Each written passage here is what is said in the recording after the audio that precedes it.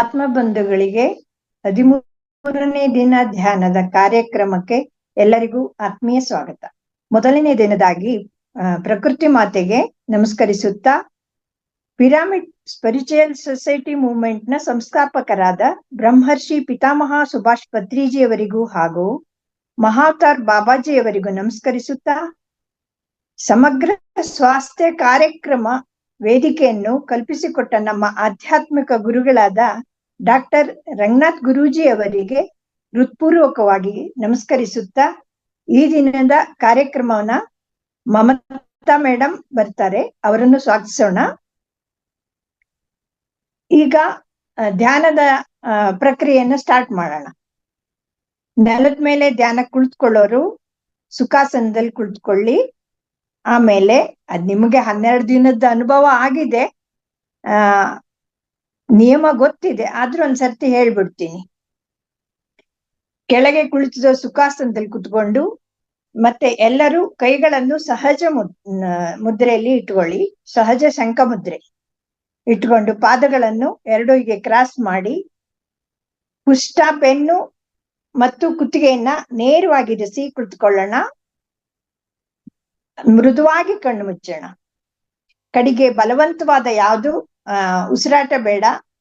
ಸಹಜ ಉಸಿರಾಟದಲ್ಲಿ ಗಮನಿಸುತ್ತಾ ನಾವು ಹೇಳೋಳವರಿಗೂ ಕಣ್ಣನ್ನ ಬಿಡಬಾರದು.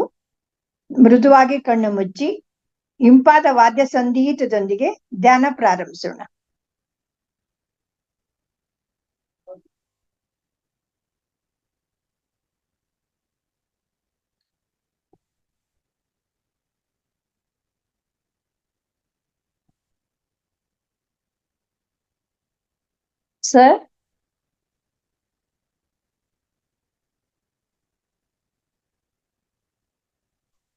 ಸರ್, ಮ್ಯೂಸಿಕ್ ಹಾಕ್ತೀರಾ?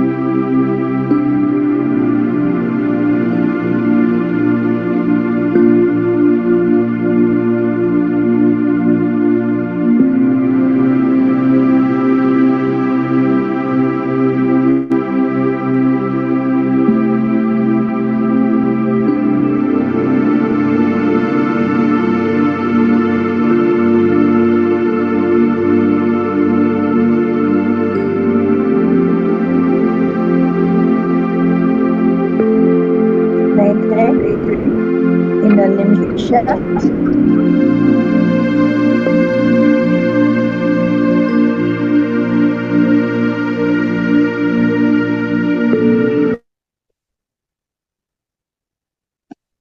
ಎಲ್ಲರೂ ನಿಧಾನವಾಗಿ ಕಣ್ಣನ್ನು ತೆಗೆದು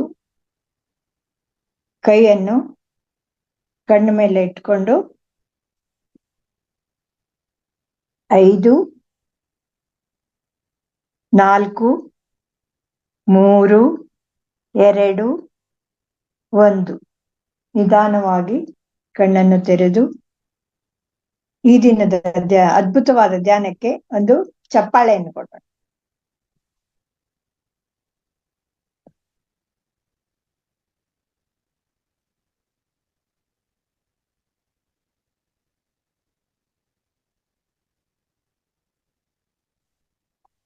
Mamata madam, madam yes madam. Mamata madam. ಹಾ ಎಸ್ ಮೇಡಮ್.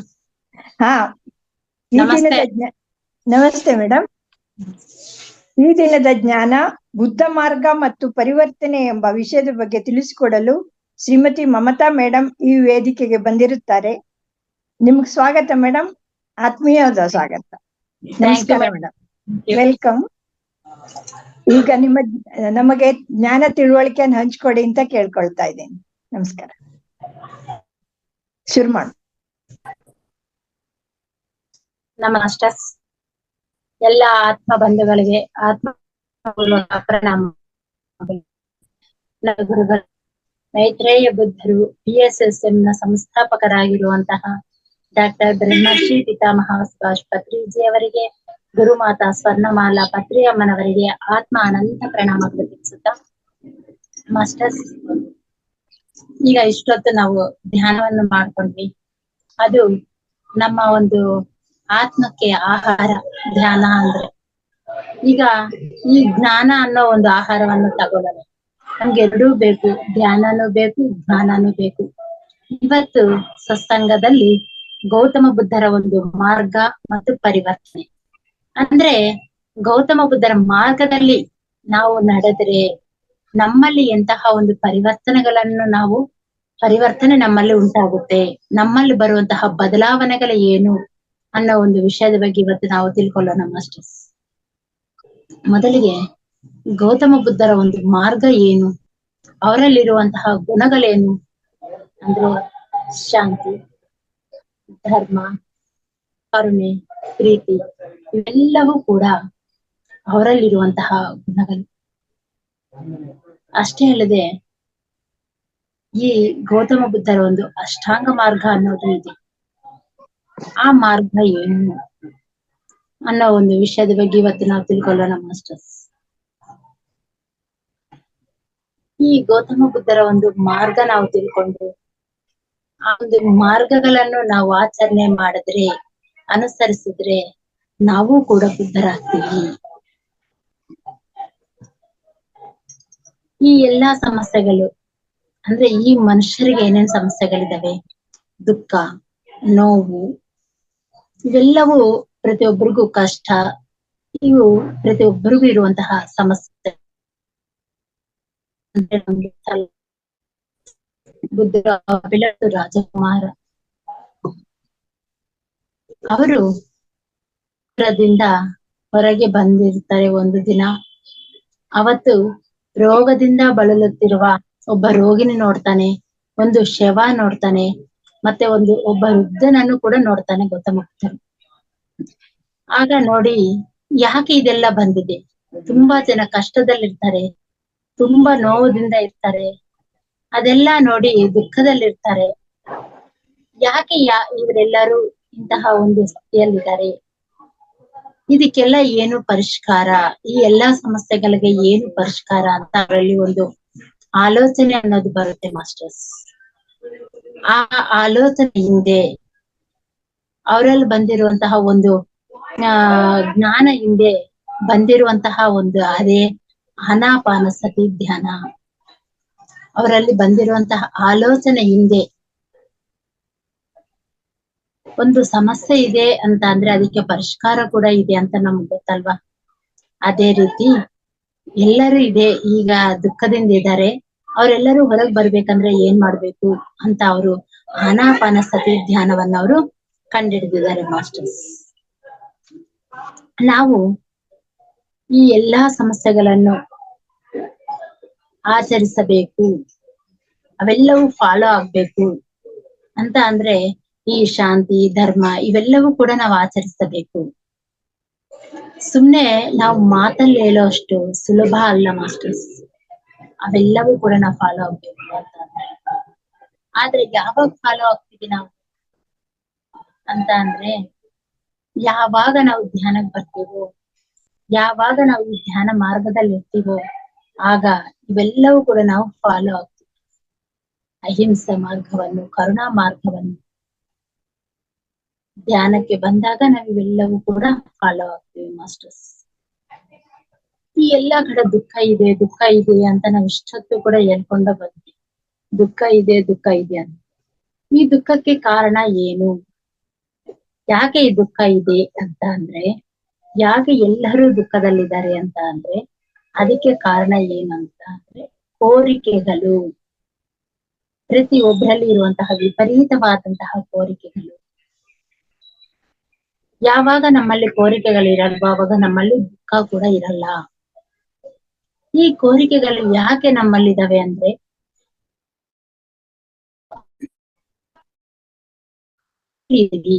ಹಾಗಾಗಿ ನಮ್ಮಲ್ಲಿ ಕೋರಿಕೆಗಳಿದಾವೆ. ನಮ್ಮಲ್ಲಿ ಯಾವಾಗ ಜ್ಞಾನ ಇರುತ್ತೋ ಅವಾಗ ನಮ್ಮಲ್ಲಿ ಕೋರಿಕೆಗಳು ಕಮ್ಮಿ ಆಗ್ತವೆ. ಕೋರಿಕೆಗಳು ಕಮ್ಮಿ ಆದಾಗ ಆಗ ನಮ್ಮಲ್ಲಿ ದುಃಖ ಕೂಡ ಕಮ್ಮಿ ಆಗುತ್ತೆ.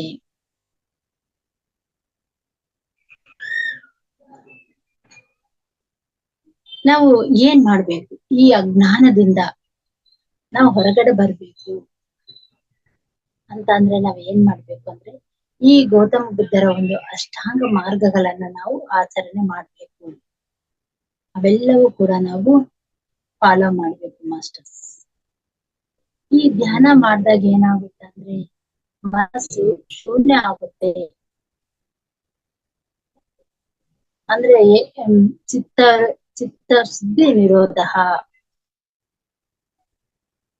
ಯಾವಾಗ ಮನಸ್ಸು ನಿಶ್ಶಬ್ದ ಸ್ಥಿತಿಗೆ ಬರುತ್ತೋ ಆಗ ನಮ್ಮಲ್ಲಿ ಬುದ್ಧಿ ಅನ್ನೋದು ಪ್ರಕಾಶವಾಗುತ್ತೆ.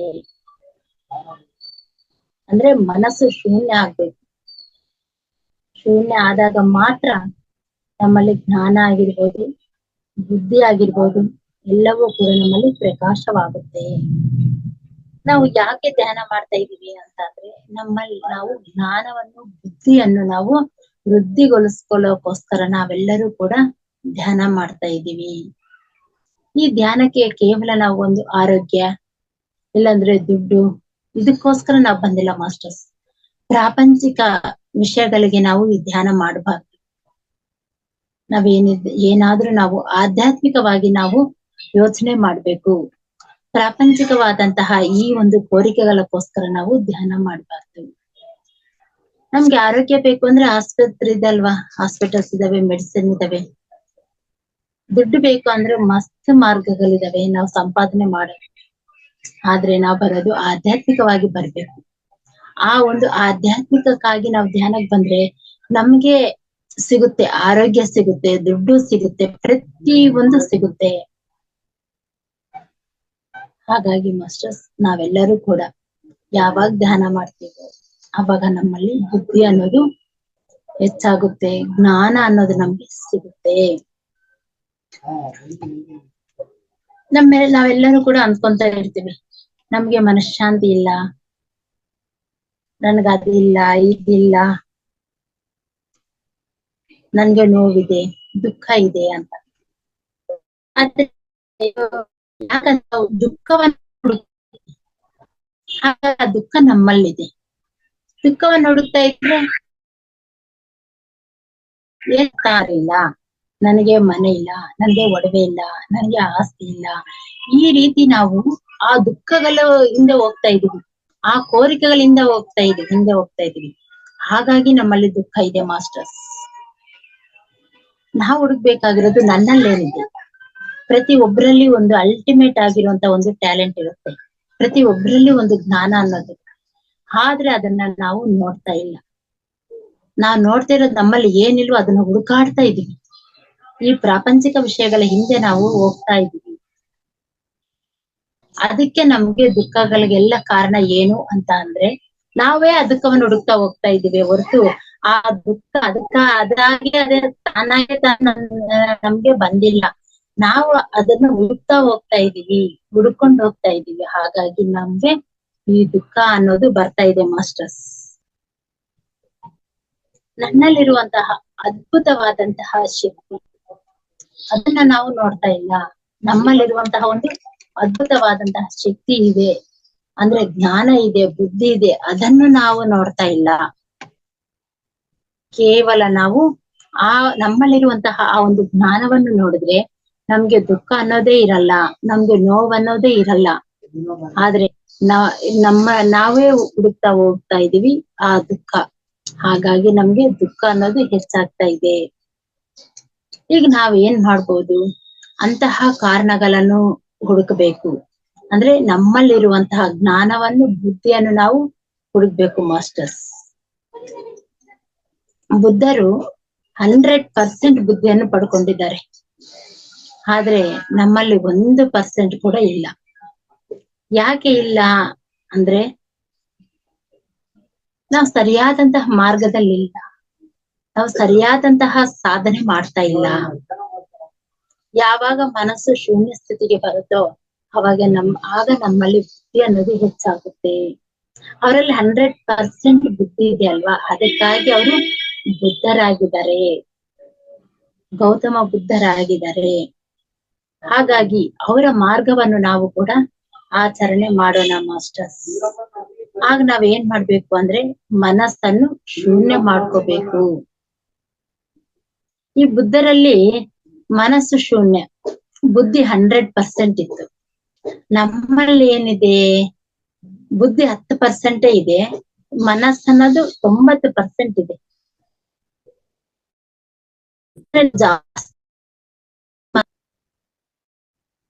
ನಾವ್ ಯಾವಾಗ ಶೂನ್ಯ ಮಾಡ್ಕೊಂಡ್ರೆ ಆಗ ನಾವು ಶೂನ್ಯ ಮಾಡ್ಕೋಬೇಕು. ಪ್ರತಿಯೊಬ್ಬರಲ್ಲಿ ಕೂಡ ಬುದ್ಧಿ ಇದೆ, ಆದ್ರೆ ನಮ್ಮಲ್ಲಿ ಎಷ್ಟಿದೆ? ಸ್ವಲ್ಪ ಇದೆ. ಅದೇ ರೀತಿ ಪತ್ರಿ ಸರ್ ಹೇಳ್ತಾರೆ, ಮನುಷ್ಯರು 2 ರೀತಿ ಇರ್ತಾರೆ ಅಂತ. ಒಬ್ರು ಬುದ್ಧರು, ಇನ್ನೊಬ್ರು ಪ್ರಬುದ್ಧರು. ಬುದ್ಧರಂದ್ರೆ ಯಾರು? ಬುದ್ಧಿ ಇರೋರು ಬುದ್ಧರು. ಪ್ರಬುದ್ಧರು ಅಂದ್ರೆ ಏನು? ಬುದ್ಧಿ ಇಲ್ಲದವರು ಪ್ರಬುದ್ಧರು. ನಾವ್ ಯಾರನ್ನಾದ್ರೂ ಜನರಲ್ ಆಗಿ ಮಾತಾಡ್ಬೇಕಾದ್ರೆ ಅವ್ರು ಹೆಚ್ಚಾಗಿ ಮಾತಾಡ್ತಿರ್ತಾರೆ, ತುಂಬಾ ಬುದ್ಧಿವಂತಿಕೆಯಿಂದ ಅವರು ನನಗೆ ಬುದ್ಧಿ ಇದೆ, ನಾನೇ ಅಲ್ಟಿಮೇಟ್ ಅನ್ನೋ ರೀತಿ ಅವ್ರು ನಮ್ಗೆ ತೋರಿಸ್ತಾ ಇರ್ತಾರೆ. ನಾವ್ ಅವಾಗ ಅವ್ರನ್ನ ಏನಂತ ಹೇಳ್ತೀವಿ ನೋಡಿ, ದೊಡ್ಡ ಪ್ರಬುದ್ಧ ಆಗಿದ್ದಾನೆ ಇಲ್ಲಿ ಅಂತ. ಅಂದ್ರೆ ಪ್ರಬುದ್ಧ ಅಂತಂದ್ರೆ ಏನೋ ಬುದ್ಧಿ ಜಾಸ್ತಿ ಇರೋರು ಅಂತ ಅಲ್ಲ, ಬುದ್ಧಿ ಇಲ್ಲ, ಅವನೇ ದೊಡ್ಡ ಅಂತ ದೊಡ್ಡಸ್ತಿಗೆ ತೋರಿಸ್ತಾ ಇದ್ದಾನೆ, ಅವನಿಗೆ ಬುದ್ಧಿ ಇಲ್ಲ ಅನ್ನೋ ರೀತಿ. ಹಾಗಾಗಿ ಇವನು ದೊಡ್ಡ ಪ್ರಬುದ್ಧನಾಗಿದ್ದಾನೆ ಇಲ್ಲಿ ಅಂತ ನಾವ್ ಹೇಳ್ತಿರ್ತೀವಿ. ಅದಕ್ಕೆ ಪತ್ರಿ ಸರ್ ಹೇಳಿದಾರೆ 2 ತರ, ಒಬ್ರು ಬುದ್ಧರು, ಪ್ರಬುದ್ಧರು. ಬುದ್ಧರು ಅಂದ್ರೆ ಬುದ್ಧಿ ಇರೋರು, ಪ್ರಬುದ್ಧರು ಅಂದ್ರೆ ಬುದ್ಧಿ ಇಲ್ದಿರೋರು ಅಂತ ಹೇಳಿದ್ದಾರೆ ಮಾಸ್ಟರ್ಸ್. ಈಗ ನಾವು ಗೌತಮ ಬುದ್ಧರ ಒಂದು ಅಷ್ಟಾಂಗ ಮಾರ್ಗಗಳೇನು ಅನ್ನು ನಾವಿವತ್ತು ನೋಡೋಣ ಮಾಸ್ಟರ್ಸ್. ಈ ಗೌತಮ ಬುದ್ಧರ ಅಷ್ಟಾಂಗ ಮಾರ್ಗಗಳಲ್ಲಿ ಮೊದಲನೇದಾಗಿ ಸರಿಯಾದಂತಹ ದೃಕ್ಪಥ. ಸರಿಯಾದಂತಹ ದೃಕ್ಪಥ ಅಂದ್ರೆ ಏನು? ಕಾಮನ್ ಸೆನ್ಸ್, ಇಂಗಿತ ಜ್ಞಾನ ಅಂತ ಹೇಳ್ತಾರೆ. ಅದನ್ನ ಪ್ರತಿಯೊಬ್ಬರಲ್ಲಿ ಕಾಮನ್ ಸೆನ್ಸ್ ಅನ್ನೋದು ಇರುತ್ತೆ, ಆದ್ರೆ ಸರಿಯಾದಂತಹ ದೃಕ್ಪಥ, ಸರಿ ಇಲ್ಲದಂತಹ ದೃಕ್ಪಥ 2 ರೀತಿ ಇದಾವೆ. ನಮಗೆ ಬೇಕಾಗಿರೋದು ಸರಿಯಾದಂತಹ ದೃಕ್ಪಥ, ಸರಿಯಾದಂತಹ ಕಾಮನ್ ಸೆನ್ಸ್, ಇಂಕಿತ ಜ್ಞಾನ ಅನ್ನೋದು ನಮ್ಗೆ ಬೇಕು. ಈ ಸಮಯಕ್ಕೆ ಕರೆಕ್ಟ್ ಆಗಿ ಮಾಡೋರು ಸರಿಯಾದಂತಹ ಮನುಷ್ಯರು. ಅವರು ಟೈಮ್ ಕರೆಕ್ಟ್ ಆಗಿ ಕೆಲಸ ಮಾಡ್ತಾ ಬರ್ತಾರೆ. ಬೆಳಿಗ್ಗೆ ನಾನು 3 ಗಂಟೆಗೆ ಎದ್ದೇಳ್ಬೇಕು, ನನ್ನ ಕಾಲಕೃತ್ಯಗಳೆಲ್ಲ ತೀರಿಸ್ಕೊಂಡು ನಾನು ಧ್ಯಾನ ಕೂತ್ಕೋಬೇಕು, ನಾನು ಸಾಧನೆ ಮಾಡ್ಬೇಕು, ಆಮೇಲೆ ಮನೆಯ ಕೆಲಸ ಮಾಡ್ಕೋಬೇಕು, ಆಮೇಲೆ ನನ್ನ ಕೆಲ್ಸಗಳು ಏನೇನಿದಾವೋ ಅವನ್ನೆಲ್ಲ ನಾನು ರೊಟೀನ್ ಆಗಿ ಮಾಡ್ತಾ ಇರ್ಬೇಕು. ಅಂದ್ರೆ ಸಂಸಾರದಲ್ಲೇ ನಿರ್ವಾಣ ಅಂತ ಹೇಳಿದಾರಲ್ವಾ. ನಾವು ಇದನ್ನು ನೋಡ್ಕೊಂಡು, ಮನೇನು ನೋಡ್ಕೊಂಡು, ನಾವು ಹೊರಗಡೆ ದುಡ್ಮೆನು ಮಾಡ್ಕೋಬೇಕು. ಅದೆಲ್ಲ ಕರೆಕ್ಟ್ ಆಗಿ ಮಾಡೋರು ಯಾರು? ಸರಿಯಾದಂತಹ ಮನುಷ್ಯರು, ಟೈಮ್ ಕರೆಕ್ಟ್ ಆಗಿ ಸಮಯಕ್ಕೆ ತಕ್ಕಂತೆ ಮಾಡೋರು. ಇನ್ನೊಬ್ಬೊಬ್ರು ಕೆಲವ್ರು 5 ಗಂಟೆಗೆ ಎದ್ದಲ್ಲ, ಇದೇ ರೀತಿ ಅಂದ್ರೆ ಅವರು ಹಾಕೊಂಡ್ ಬರ್ತಾರೆ, ನಾಳೆ ಮಾಡೋಣ, ಸಾಯಂಕಾಲ ಮಾಡೋಣ, ಮಧ್ಯಾಹ್ನ ಮಾಡೋಣ. ಅಂದ್ರೆ ಅವರಲ್ಲಿ ಸರಿಯಾದಂತ ಕಾಮನ್ ಸೆನ್ಸ್ ಅನ್ನೋದು ಇರಲ್ಲ. ಅವರು ಸಮಯಕ್ಕೆ ತಕ್ಕಂತೆ ಏನು ಕರೆಕ್ಟ್ ಆಗಿ ಮಾಡಲ್ಲ. ಅವರು ಸರಿ ಇಲ್ಲದಂತಹ ಮನುಷ್ಯ ಅಂತ ಹೆಸರು ನಮ್ಮ ಪತ್ರಿಸ್ತಾರೆ. ಇದು ಕಾಮನ್ ಸೆನ್ಸ್, ಸರಿಯಾದಂತಹ ದೃಕ್ಪಥ. ಪ್ರತಿಯೊಬ್ಬರಲ್ಲಿ ಕೂಡ ಸರಿಯಾದಂತಹ ಒಂದು ದೃಕ್ಪಥ ಅನ್ನೋದು ಬೇಕು. ಪ್ರತಿಯೊಬ್ಬರಲ್ಲಿ ಕೂಡ ಜ್ಞಾನ, ಇಂಗಿತ ಜ್ಞಾನ ಅನ್ನೋದು ಬೇಕು. ಈಗ ವಿವೇಕಾನಂದ, ಗೌತಮ ಬುದ್ಧರು, ಇವರೆಲ್ಲರೂ ಕೂಡ ನಾವೇನಂತೀವಿ? ದೈವಾಂಶ ಸಂಭೂತರು ಅಂತ ನಾವ್ ಅನ್ಕೊಂತೀವಿ. ಇಲ್ಲ ಮಾಸ್ಟರ್ಸ್, ಅವರೆಲ್ಲರೂ ಕೂಡ ನಮ್ಮಂಗೆ ಮಾಮೂಲಿಯಾಗಿ ಜನ್ಮ ತಗೊಂಡಿರ್ತಾರೆ. ಆದ್ರೆ ಅವರೆಲ್ಲರೂ ಕೂಡ ಹೇಗೆ ಇವರೆಲ್ಲರೂ ಕೂಡ ಒಬ್ಬ ದೈವಾಂಶ ಸಂಭೂತರಾದ್ರು, ಮಹನೀಯರಾದ್ರು ಅಂತ ಅಂದ್ರೆ ಅವರು ಸಾಧನಾ ಮುಖಾಂತರ, ಸಾಧನದಿಂದ ಅವರು ಎಲ್ಲರೂ ಕೂಡ ಮಹನೀಯರಾದ್ರು ಅಲ್ವಾ ಮಾಸ್ಟರ್ಸ್? ಈ ಗೌತಮ ಬುದ್ಧರು ಒಬ್ಬ ರಾಜಕುಮಾರನಾಗಿ ಜನ್ಮ ತಗೊಂಡ್ರು. ಆದ್ರೆ ಅವರು ಹೊರಗಡೆ ಬಂದು ಇದೆಲ್ಲ ನೋಡಿ ಸಾಧನೆ ಮಾಡಿ ಕಷ್ಟಪಟ್ಟು ಅವರು ಒಬ್ಬ ಮಹನೀಯರಾದ್ರು, ಒಬ್ಬ ಗುರುಗಳಾದ್ರು.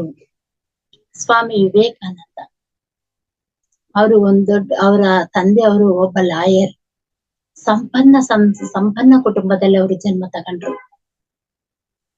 ಆದ್ರೆ ಅವರೆಲ್ಲರೂ ಕೂಡ ಸರಿಯಾದಂತಹ ದೃಕ್ಪಥ, ಕಾಮನ್ ಸೆನ್ಸ್, ನಾವು ಹೇಗೆ ನಡ್ಕೋಬೇಕು ಆ ರೀತಿಯಾಗಿ ಅವರು ಸಾಧನ ಮುಖಾಂತರ ಅವರೆಲ್ಲರೂ ಕೂಡ ಮಹನೀಯರಾದ್ರು. ಹಾಗಾಗಿ ಮಾಸ್ಟರ್ಸ್, ಗೌತಮ ಬುದ್ಧರ ಒಂದು ಮೊದಲನೇ ಮಾರ್ಗ ಏನು ಅಂತಂದ್ರೆ ಸರಿಯಾದಂತಹ ದೃಕ್ಪಥ. ಎಲ್ಲರೂ ಕೂಡ ಈ ಒಂದು ಮಾರ್ಗ, ಈ ಸರಿಯಾದಂತಹ ದೃಕ್ಪಥ, ಸರಿಯಾದಂತಹ ಕಾಮನ್ ಸೆನ್ಸ್, ಇಂಗಿತ ಜ್ಞಾನ ಪ್ರತಿಯೊಬ್ಬರಲ್ಲಿ ಇರ್ಬೇಕು. ನಾವು ಲೇಜಿನೆಸ್ ಆಗಿರ್ತೀವಿ, ತುಂಬಾ ಸೋಂಬೇರಿಗಳಾಗಿರ್ತೀವಿ. ಆದ್ರೆ ನಾವೊಂದು ಟೈಮ್ ಟೇಬಲ್ ಫಾಲೋ ಮಾಡಿದ್ರೆ, ನಮ್ಮಲ್ಲಿ ಒಂದು ಜ್ಞಾನ, ಇಂಗಿತ ಜ್ಞಾನ ಅನ್ನತ್ತಂದ್ರೆ ಸಮಯಕ್ಕೆ ತಕ್ಕಂತೆ ನಾವೆಲ್ಲ ಮಾಡ್ಕೋಬೇಕು ಅನ್ನೋ ಒಂದು ಜ್ಞಾನ ನಮ್ಮಲ್ಲಿ ಬಂದ್ರೆ, ನಮ್ಮಲ್ಲಿ ಅಲ್ಲಿ ಕೂಡ ಮೊದಲನೇದಾಗಿ ಎರಡನೇದು ಸರಿಯಾದಂತಹ ಕೋರಿಕೆಗಳು. ಪ್ರತಿಯೊಬ್ಬರಿಗೂ ಕೂಡ ಕೋರಿಕೆಗಳು ಅನ್ನವಿರ್ತವೆ, ಅದು ಸಹಜ. ನಾವೆಲ್ಲರೂ ಮಾನವರಾಗಿ ಜನ್ಮ ತಗೊಂಡ್ಮೇಲೆ ಪ್ರತಿಯೊಬ್ಬರಲ್ಲಿ ಕೂಡ ಕೋರಿಕೆಗಳು ಅನ್ನವಿರ್ತವೆ ಅಷ್ಟೇ. ಆದ್ರೆ ಅವು ಕೂಡ ಸರಿಯಾದಂತಹ ಕೋರಿಕೆಗಳು, ಸರಿ ಇಲ್ಲದಂತಹ ಕೋರಿಕೆಗಳು, ಇವು 2 ತರ ಇರ್ತವೆ. ಸರಿಯಾದಂತಹ ಕೋರಿಕೆಗಳೇನು? ಅದಕ್ಕೆ ನಾವ್ ಎಕ್ಸಾಂಪಲ್ ಏನ್ ತಗೋಬಹುದು ಅಂತಂದ್ರೆ, ರಾವಣಾಸುರ ಅವ್ರ ಸ್ಟೋರಿ ತಗೋಬಹುದು. ಅವರ ಕೋರಿಕೆ ಏನಾದ್ರೂ ಸರಿಯಾಗಿತ್ತ? ಇಲ್ವಲ್ಲ. ಒಬ್ಬ ಸ್ತ್ರೀ ವ್ಯಾಮೋಹಕ್ಕೆ ಹೋಗಿ ಅವರು ಎಂತಹ ಪಾಲಾದ್ರು ರಾವಣಾಸುರ. ಅವರು ಗొప్ప ತಪಸ್ವಿ, ಶ್ರೇಷ್ಠ ಸಂಪನ್ನುಳ್ಳ ಒಂದು ತಪಸ್ವಿ. ಅವ್ರದೊಂದು ಬಂಗಾರ ಪಟ್ಟಣನೇ ಇರುತ್ತೆ, ನಗರ, ಲಂಕಾ ನಗರ. ಒಬ್ಬ ರಾರಾಜು ಅಂತವ್ರು ಎಂತಹ ಗತಿ ಆದ್ರು ಅಂದ್ರೆ ಏನ್ ಅದಕ್ಕೆ ಕಾರಣ? ಅವರಲ್ಲಿ ಸರಿ ಇಲ್ಲದಂತಹ ಕೋರಿಕೆಗಳು. ಅದರಿಂದ ಅವರು ಅಂತಹ ಒಂದು ಸ್ಥಿತಿಗೆ ಬಂದ್ರು. ಅದೇ ರೀತಿ ಹಿರಣ್ಯಕಶಿಪ ಸಾಮಾನ್ಯ ವ್ಯಕ್ತಿ ಅಲ್ವಲ್ಲ, ಅಸಾಮಾನ್ಯ ಆಗಿರುವಂತಹ ವ್ಯಕ್ತಿ, ಗొప్ప ತಪಸ್ವಿ. ಆದ್ರೂ ಕೂಡ ಎಂತಹ ಸ್ಥಿತಿ ಬಂತು? ಅವ್ರ ಕೋರಿಕೆಗಳು ಹೇಗಿತ್ತು? ನನ್ಗೆ ಸಾವೇ ಬರಬಾರ್ದು ಅಂತ ಅವರು ತಪಸ್ ಮಾಡಿದ್ರು. ಆದ್ರೆ ಈಶ್ವರ ಸಾವೇ ಬರಬಾರ್ದು ಅನ್ನೋದಿಲ್ಲ. ಪ್ರತಿಯೊಬ್ಬರಿಗೂ, ಮನುಷ್ಯರಾಗಿ ಹುಟ್ಟಿದ್ಮೇಲೆ ಪ್ರತಿಯೊಬ್ಬರಿಗೂ ಸಾವು ಖಚಿತ. ಹುಟ್ಟು ಸಹಜ, ಸಾವು ಖಚಿತ ಅಂತ ಹೇಳ್ತಾರೆ. ಹುಟ್ಟು ಸಹಜ, ಆದ್ರೆ ಹುಟ್ಟಿದ ಮೇಲೆ ಸಾವು ಅನ್ನೋದು ಅದು ಖಚಿತ, ಮರಣ ಅನ್ನೋದು ಖಚಿತ. ಹಾಗಾಗಿ ಅದು ನೀನು ನಿನ್ನ ಕೋರಿಕೆ ಸರಿ ಇಲ್ಲ ಅಂತ ಈಶ್ವರ ಹೇಳಿದಾಗ ಎಂತಹ ವರಗಳನ್ನು ಬೇಕು ಅಂತಾನೆ. ನಾನು ಹಗಲು ಸಾಯ್ಬಾರ್ದು, ರಾತ್ರಿ ಸಾಯ್ಬಾರ್ದು, ಮನೆ ಒಳಗಡೆ ಸಾಯ್ಬಾರ್ದು, ಹೊರಗಡೆನು ಸಾಯ್ಬಾರ್ದು, ಒಬ್ಬ ಮನುಷ್ಯ ಕೈಯಲ್ಲಿ ಸಾಯ್ಬಾರ್ದು, ಜಂತು ಕೈಯಲ್ಲಿ ಪ್ರಾಣಿ ಕೈಯಲ್ಲಿ ನಾನು ಸಾಯ್ಬಾರ್ದು, ಆಯುಧ ಇಲ್ಲದಂಗೆ ನಾನ್ ಸಾಯ್ಬೇಕು ಅಂತ ವರಗಳನ್ನ, ಅಂತ ಕೋರಿಕೆಗಳನ್ನು ಬೇಡ್ಕೊಂಡ. ಕೊನೆಗೆ ಏನಾಯ್ತು? ಹಗಲು ಸಾಯ್ಲಿಲ್ಲ, ರಾತ್ರಿನೂ ಸಾಯಿಲ್ಲ, ಸಂಜೆ ವೇಳೆ ಸತ್ತೋದ. ಮನೆ ಒಳಗಡೆ ಇಲ್ಲ, ಹೊರಗಡೆ ಅಲ್ಲ, ಆದ್ರೆ ಹೊಸಲು ಮೇಲೆ ಕುತ್ಕೊಂಡು ಮನುಷ್ಯನಲ್ಲ, ಜಂತುನು ಅಲ್ಲ, ಮನುಷ್ಯನೂ ಅಲ್ಲ ಅಂತ ಅಂದ್ರೆ ಮನುಷ್ಯ ಅರ್ಧ ಜಂತು. ಅವ್ರಿಗೆ ಆಯುಧನೇ ಇಲ್ಲ ಅಂತ ಬೇಡ್ಕೊಂಡ್ರು. ಏನಾಯ್ತು ಅಂದ್ರೆ ಉಗುರದಿಂದಾನೇ ಅವ್ರಿಗೆ ಸಾಯಿಸ್ಬಿಟ್ರು. ಅಂದ್ರೆ ಎಂತಹ ಕೋರಿಕೆಗಳವು. ಪ್ರತಿಯೊಂದು ನಾವು ಹೇಳಿದ್ವಲ್ಲ, ಎಲ್ಲಿ ಸಮಸ್ಯೆ ಅನ್ನೋದು ಇರುತ್ತೋ ಅಲ್ಲಿ ಪರಿಷ್ಕಾರ ಖಂಡಿತ ಇರುತ್ತೆ ಅಂತ. ಅದೇ ರೀತಿ ಅವರು ಎಂತಹ ಒಂದು ಕೋರಿಕೆಗಳನ್ನು, ವರಗಳನ್ನು ಬೇಡ್ಕೊಂಡ್ರು, ಅದಕ್ಕೆ ತಕ್ಕಂತೆ ಅವ್ರಿಗೆ ಪರಿಷ್ಕಾರ ಅನ್ನೋದು ಇತ್ತು. ಅವ್ರನ್ನ ಅಂತ್ಯ ಮಾಡೋಕೆ ಒಂದು ಅವಕಾಶನೂ ಇತ್ತು. ಹಾಗಾಗಿ ಮಾಸ್ಟರ್, ಸರಿಯಾದಂತಹ ಕೋರಿಕೆಗಳು ನಮ್ಮಲ್ಲಿ ಬೇಕು.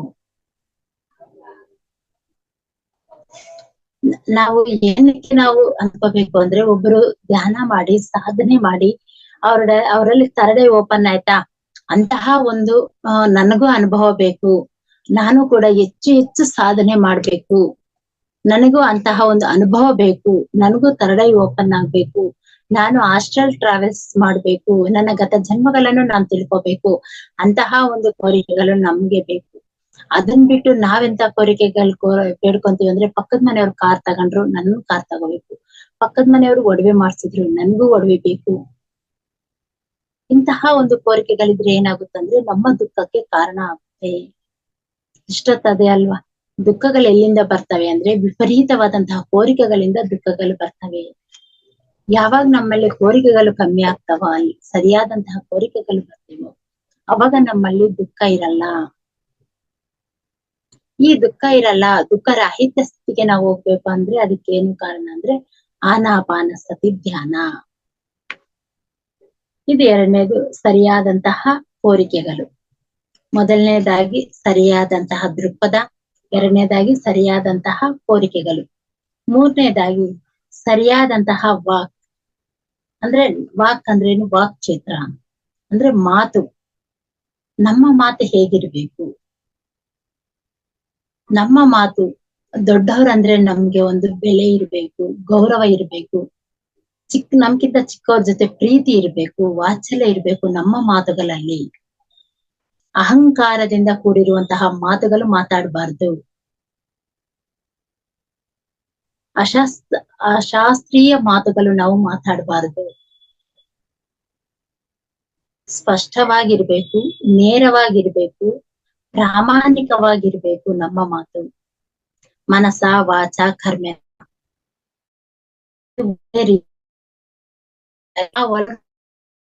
ಹೊರಗೊಂದು ಮಾತಾಡಬಾರ್ದು. ಮಾತಾಡ್ತೀವೋ ಅದನ್ನೇ ಮಾಡ್ಬೇಕು, ಏನ್ ಮಾಡ್ತೀವೋ ಅದನ್ನೇ ನಾವು ಮಾತಾಡ್ಬೇಕು.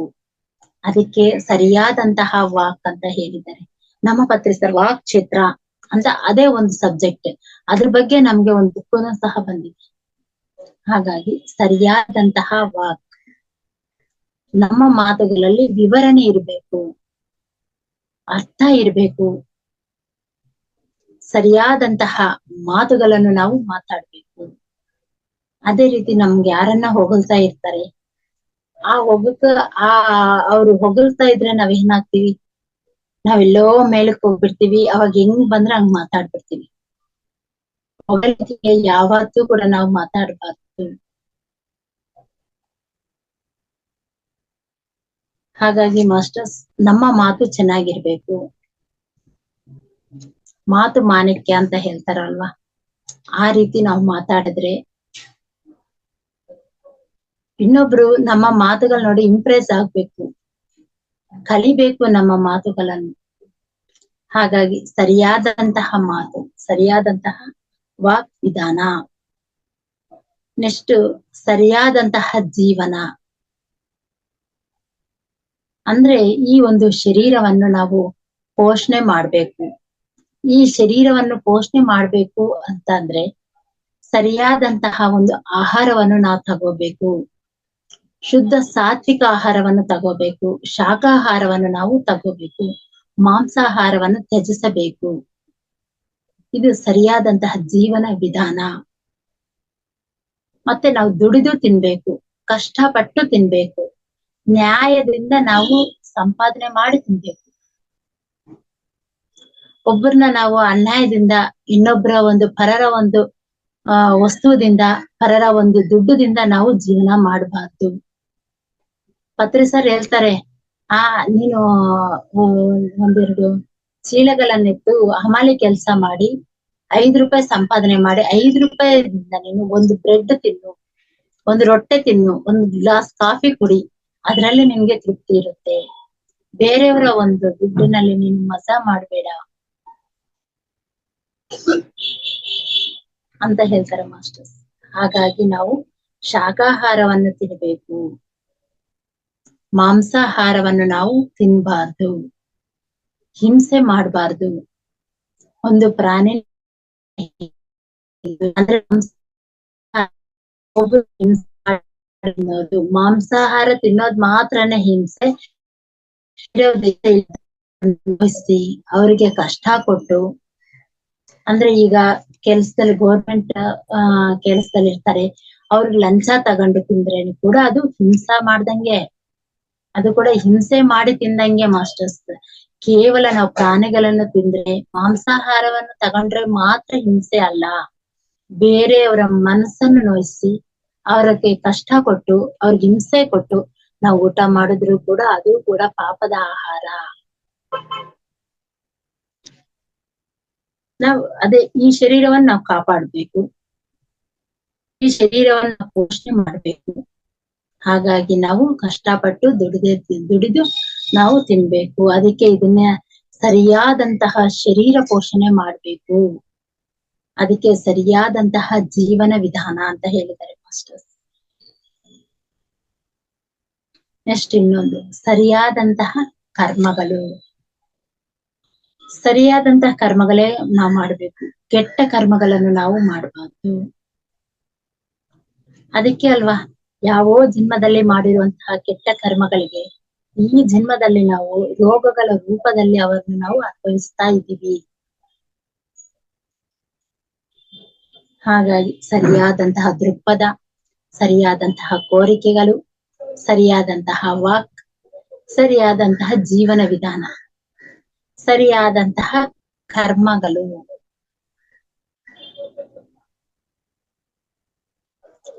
ನಾವು ಸರಿಯಾದಂತಹ ಕರ್ಮಗಳು 2 ತರ ಇರ್ತವೆ, 3 ತರ ಇರ್ತವೆ ಮಾಸ್ಟರ್ಸ್. ನಾವು ಕೆಟ್ಟ ಕರ್ಮಗಳು ಮಾಡಿದ್ರೆ ಆ ಕೆಟ್ಟ ಕರ್ಮಗಳು ಮತ್ತೆ ಅನುಭವಿಸಕ್ಕೆ ನಾವು ಜನ್ಮಗಳನ್ನ ತಗೋಬೇಕು. ಒಳ್ಳೆ ಕರ್ಮಗಳು ಮಾಡಿದ್ರು ಕೂಡ ಆ ಒಂದು ಫಲಿತಗಳನ್ನು ಮತ್ತೆ ಒಳ್ಳೆ ಮಾಡೋದಿಕ್ಕೆ ಪುಣ್ಯ ಮಾಡಿರ್ತೀವಲ್ಲ, ಅದನ್ನ ಅನುಭವಿಸೋ ಕೂಡ ನಾವು ಜನ್ಮ ತಗೋಬೇಕು. ಹಾಗಾಗಿ ನಾವ್ ಇಂತಹ ಕರ್ಮಗಳಲ್ಲಿ ಮಧ್ಯ ರೀತಿಯಲ್ಲಿ ಇರ್ಬೇಕು. ಸರಿಯಾದಂತಹ ಕರ್ಮಗಳು ಮಾಡ್ಬೇಕು. ಈ ಕಾಮನ್ ಸೆನ್ಸ್ ಅಂದ್ರೆ ಅದು ಭಾವನಾ ಕ್ಷೇತ್ರದಿಂದ ಬರುತ್ತೆ. ಅಂದ್ರೆ ನಮ್ಮಲ್ಲಿ ಭಾವನ ಹೇಗಿರುತ್ತೋ ಅದು ಕಾಮನ್ ಸೆನ್ಸ್, ಅದು ಭಾವನಾ ಕ್ಷೇತ್ರದಿಂದ ಬರುತ್ತೆ. ಕೋರಿಕೆ ಅನ್ನೋದು ನಮ್ಮ ಆತ್ಮಕ್ಕೆ ಸಂಬಂಧಪಟ್ಟಿರೋದು, ಅದು ಆತ್ಮ ಕ್ಷೇತ್ರದಿಂದ ಬರುತ್ತೆ. ಅದೇ ರೀತಿ ವಾಕ್ ಕ್ಷೇತ್ರ, ಇದು ಪೋಷಣೆ, ಇದು ಆತ್ಮಕ್ಕೆ ಸಂಬಂಧಪಟ್ಟಿರುವಂತದ್ದು ಆತ್ಮ ಕ್ಷೇತ್ರ. ಕ್ಷೇತ್ರ ಅಂದ್ರೆ ಚೇಷ್ಟೆಗಳು, ಕರ್ಮಗಳು ಅಂತ ಅಂದ್ರೆ ಚೇಷ್ಟೆಗಳು ಅಂತ ಹೇಳ್ತಾರೆ ಮಾಸ್ಟರ್ಸ್. ಮತ್ತೆ ಸರಿಯಾದಂತಹ ಶ್ರದ್ಧೆ, ಅದಕ್ಕೆ ಶಿರಡಿ ಸಾಯಿಬಾಬಾ ಹೇಳಿದ್ದಾರೆ ಶ್ರದ್ಧಾ ಸಹೂರಿ ಅಂತ. ಸರಿಯಾದಂತಹ ಶ್ರದ್ಧೆ ನಮ್ಮಲ್ಲಿ ಇರ್ಬೇಕು. ಒಂದೊಂದ್ಸರಿ ನಾವ್ ಮಾಡ್ತಾ ಇರ್ತೀವಿ, ಹೇಗಿರ್ತೀವಿ ಅಂತ ಅಂದ್ರೆ ಬಾಡಿ ಪ್ರೆಸೆಂಟ್ ಅಲ್ಲಿ ಇರುತ್ತೆ, ಮೈಂಡ್ ಆಬ್ಸೆಂಟ್ ಅಲ್ಲಿ ಇರುತ್ತೆ. ನಾವ್ ಪೂಜೆ ಮಾಡ್ತಾ ಇರ್ತೀವಿ, ಇಲ್ಲಾಂದ್ರೆ ಇನ್ನು ಏನೋ ಕೆಲಸ ಮಾಡ್ತಾ ಇರ್ತೀವಿ. ಆ ಪೂಜೆ ಆ ಕೆಲಸ ಮಾಡ್ತಾ ಇದ್ರೆ ನಮ್ ಮನಸ್ಸು ಎಲ್ಲೆಲ್ಲೋ ಹೋಗ್ತಾ ಇರುತ್ತೆ. ನಾವ್ ಮಾಡೋದೊಂದು, ನಾವ್ ಮಾಡ್ತಾ ಇರೋದು, ನಾವು ಆಡೋದೊಂದು. ಅಂದ್ರೆ ಅಲ್ಲೇನಿರುತ್ತೆ ಅಂದ್ರೆ ಬಾಡಿ ಪ್ರೆಸೆಂಟ್ ಇರುತ್ತೆ, ಮೈಂಡ್ ಆಬ್ಸೆಂಟ್ ಇರುತ್ತೆ. ಅಂದ್ರೆ ಶರೀರ ಇಲ್ಲಿದೆ, ಮನಸ್ಸು ಎಲ್ಲೋ ಇದೆ. ಆದ್ರೆ ಪ್ರತಿ ಒಂದು ಕೆಲಸದಲ್ಲಿ ಕೂಡ ಶ್ರದ್ಧೆ ಅನ್ನೋದು ತುಂಬಾ ಇಂಪಾರ್ಟೆಂಟ್. ಶ್ರದ್ಧೆ ಇಲ್ಲ ಅಂತ ಅಂದ್ರೆ ಆ ಮಾಡೋ ಕೆಲ್ಸ ವ್ಯರ್ಥನೇ ಆಗುತ್ತೆ. ತನುವು ಶ್ರದ್ಧಾ, ಮನಸ್ಸು ಅಂದ್ರೆ ಅಶ್ರದ್ಧಾ. ಕೆಲವರು ಎಲ್ಲೆಲ್ಲೋ ನೋಡ್ತಾ ಇರ್ತಾರೆ. ಅಂದ್ರೆ ನಾವ್ ಏನಾದ್ರೂ ಒಂದು ಸೀರಿಯಸ್ ಆಗಿ ಒಂದು ಸ್ಕೂಲಲ್ಲಿ ಒಂದು ಪಾಠ ಇರ್ಬೋದು, ಇಲ್ಲಾಂದ್ರೆ ಈ ತರ ಸತ್ಸಂಗ ಇರ್ಬೋದು, ಏನಾದ್ರೂ ಆಗಿರ್ಬೋದು, ಎಲ್ಲೋ ನೋಡ್ತಾ ಇರ್ತಾರೆ. ಅವ್ರ ಆ ಕಡೆ ಈ ಕಡೆ ತಿರುಗೋದು, ಎಲ್ಲ ಶೇಕ್ ಮಾಡೋದು, ಈ ತರ ಮಾಡ್ತಿರ್ತಾರೆ. ನಾವ್ ನೋಡಿದ್ರೆ ಅರ್ಥ ಆಗುತ್ತೆ, ಅವ್ರೇನು ಕೇಳಿಸ್ಕೊಂತಾನೆ ಇಲ್ಲ ಅಂತ. ಆದ್ರೆ ಅವ್ರನ್ನ ಏನಾದ್ರೂ ಒಂದು, ನಾವ್ ಇದು ಇಷ್ಟೊತ್ತು ಏನ್ ಮಾತಾಡಿದೀವೋ ಅದ್ರ ಬಗ್ಗೆ ಏನಾದ್ರೂ ಒಂದು ಕ್ವಶನ್ ಕೇಳಿದ್ರೆ ಅವ್ರು ಟಕ್ ಅಂತಾನೆ ಆನ್ಸರ್ ಹೇಳ್ಬಿಡ್ತಾರೆ. ಅಂದ್ರೆ ಅವರು ಆ ತನುವು ಎಲ್ಲೆಲ್ಲೋ ಇದ್ರು, ಆ ಶರೀರ ಎಲ್ಲೆಲ್ಲಿದ್ರು ಕೂಡ ಮನಸ್ಸು ಮಾತ್ರ ಅಲ್ಲೇ ಇರುತ್ತೆ. ಅಂದ್ರೆ ಅವ್ರಿಗೆ ಮನಸ್ಸು ಹೇಗಿದೆ ಅಂತ ಅಂದ್ರೆ ನಿಶ್ಚಲ ಸ್ಥಿತಿಯಲ್ಲಿ ಇದೆ. ತುಂಬಾ ಜನರಿಗೆ ಶರೀರ ನಿಶ್ಚಲವಾಗಿರುತ್ತೆ, ಮನಸ್ಸು ಮಾತ್ರ ಚಂಚಲವಾಗಿರುತ್ತೆ. ಕೆಲವರಿಗೆ ಶರೀರ ಚಂಚಲವಾಗಿರುತ್ತೆ, ಮನಸ್ಸು ನಿಶ್ಚಲವಾಗಿರುತ್ತೆ. ಯಾವಾಗ ಮನಸ್ಸು ನಿಶ್ಚಲವಾಗಿರುತ್ತೋ ಅವಾಗ್ಲೇ ನಮ್ಮಲ್ಲಿ ಶ್ರದ್ಧಾ ಅನ್ನೋದು ಇರುತ್ತೆ. ಮನಸ್ಸ ವಾಚ ಕರ್ಮೇಣ ಇವೆಲ್ಲವೂ ಕೂಡ ನಾವು ಕುತ್ಕೋಬೇಕು. ಈ 3 ರೀತಿಯಿಂದ ಮನಸ್ಸ ವಾಚ ಕರ್ಮನದಿಂದ ಕುತ್ಕೊಂಡ್ರೆ ಮಾತ್ರ ಅದು ಸಾಧ್ಯ ಆಗುತ್ತೆ. ಈ ಶ್ರದ್ಧಾವಾನ್ ಲಭೇತ್ ಜ್ಞಾನಂ ಅಂದ್ರೆ ಶ್ರದ್ಧದಿಂದ ಇದ್ರೆ ಮಾತ್ರ ನಮ್ಗೆ ಜ್ಞಾನ ಅನ್ನೋದು ಸಿಗುತ್ತೆ. ಸುಮ್ನೆ ಕಾಟಾಚಾರಕ್ಕೆ ಅಲ್ಲಿ ಕುತ್ಕೊಂಡ್ರೆ ನಮ್ಗೆ ಅದು ಜ್ಞಾನ ಅನ್ನೋದು ಸಿಗಲ್ಲ, ನಮ್ಗೆ ಅರ್ಥ ಮಾಡ್ಕೊಳ್ಳೋಕ್ ಆಗಲ್ಲ ಮಾಸ್ಟರ್ಸ್. ನಾವು ಎಷ್ಟು ಎಲ್ಲಿ ತನಕ ನಾವು ಅವ್ರಿಗೆ ಹೇಳೋಕ್ ಇಷ್ಟ ಪಡ್ತೀವಿ, ಅವ್ರು ತಾನಾಗಿ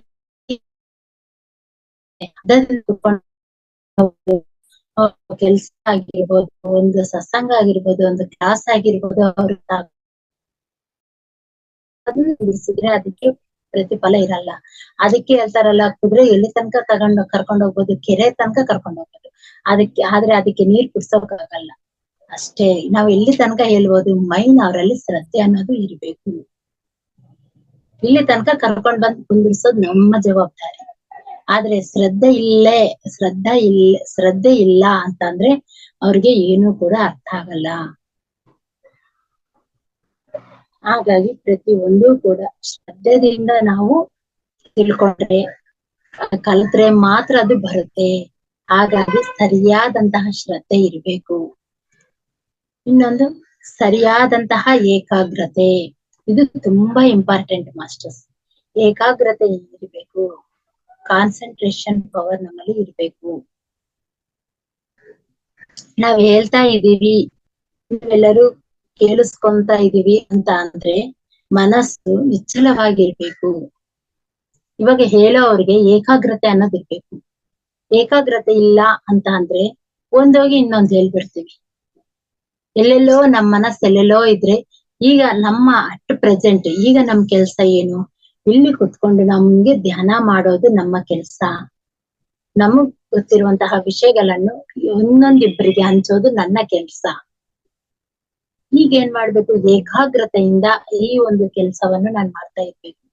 ಇಲ್ಲ ಅದನ್ ಬಿಟ್ಟು ನಾನು ಏಕಾಗ್ರತೆ ಇದ್ರ ಮೇಲೆ ಬಿಟ್ಟು ನನ್ ಮನೆ ಕಡೆ ಆ ಕೆಲ್ಸ ಇತ್ತು, ಈ ಕೆಲ್ಸ ಇತ್ತು, ಮಕ್ಕಳು ಬಂದ್ರೇನೋ, ಗಂಡ ಬಂದ್ರೇನೋ, ನಾನು ಅಡ್ಗೆ ಮಾಡ್ಬೇಕಾಗಿತ್ತು, ಕಾಫಿ ಇಲ್ಲಿ ನನ್ನ ಮನಸ್ಸೋದ್ರೆ ಏನಾಗುತ್ತೆ, ಅದು ನಾನು ಸರಿಯಾದಂತಹ ವಿಷಯಗಳನ್ನು ಅಲ್ಲಿ ಹೇಳೋಕ್ಕಾಗಲ್ಲ. ಹಾಗಾಗಿ ಏಕಾಗ್ರತೆ ಅನ್ನೋದು ತುಂಬಾ ಇಂಪಾರ್ಟೆಂಟ್. ನಾವ್ ಹೇಳ್ಬೇಕಾದ್ರೆ ಏಕಾಗ್ರತೆಯಿಂದ ಹೇಳ್ಬೇಕು. ಕೆಲ್ಸ್ಕೋಬೇಕಾದ್ರೆ ಹೆಂಗ್ ಕೆಲ್ಸ್ಕೋಬೇಕು, ಶ್ರದ್ಧೆಯಿಂದ ಕೆಲ್ಸ್ಕೋಬೇಕು. ಈ ಕೆಲ್ಸ್ಕೊಳ್ಳೋರು ಹೇಗ್ ಕೆಲ್ಸ್ಕೋಬೇಕು, ಶ್ರದ್ಧೆಯಿಂದ ಕೆಲ್ಸ್ಕೋಬೇಕು. ಹೇಳೋರು ಹೇಗ್ ಹೇಳ್ಬೇಕು, ಏಕಾಗ್ರತೆಯಿಂದ ಹೇಳ್ಬೇಕು ಮಾಸ್ಟರ್ಸ್. ಹಾಗಾಗಿ ಸರಿಯಾದಂತಹ ಏಕಾಗ್ರತೆ ಅನ್ನೋದು ಕೂಡ ತುಂಬಾ ಇಂಪಾರ್ಟೆಂಟ್. ನಾವು ಯಾವ ಕೆಲ್ಸ ಮಾಡ್ತಾ ಇದ್ರು ಕೂಡ ಅದ್ರ ಮೇಲೆ ನಮ್ಗೆ ಗಮನ ಇರ್ಬೇಕು, ಏಕಾಗ್ರತೆ ಅನ್ನೋದು ಇರಬೇಕು. ಮತ್ತೆ ನೆಕ್ಸ್ಟ್ ಸರಿಯಾದಂತಹ ಧ್ಯಾನ. ಧ್ಯಾನ ಒಂದೇ ಅಲ್ವಾ, ಇದರಲ್ಲಿ ಸರಿಯಾದಂತಹ ಧ್ಯಾನ ಏನು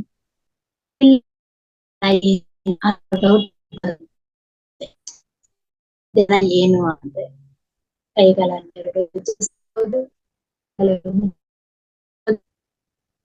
ಕಾಲೆರಡು ಜೋಡಿಸೋದು, ಶ್ವಾಸದ ಕಡೆಗೆ ಗಮನ ಕೊಡೋದು.